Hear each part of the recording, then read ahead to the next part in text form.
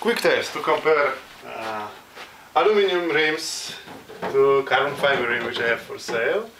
We have Mavic Open, Mavic Tubular carbon fiber one here, and let's see, that's a tubular, 380 grams, more than Stance ETR race actually. Let's see. Oh wow, oh shit, actually broke. That's it, the rim is broken. Oh gosh, that's it. Wow, this rim is trash. This is Mavic Open right here.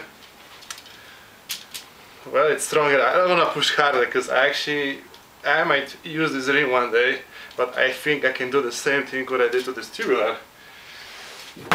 There is carbon fiber. I don't care. I don't worry about this one. You can push as hard as you can, and there is no way to do anything to this rim. 450 grams.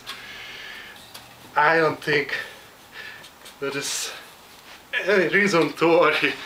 450 grams. This is what happened to Mavic Tubular.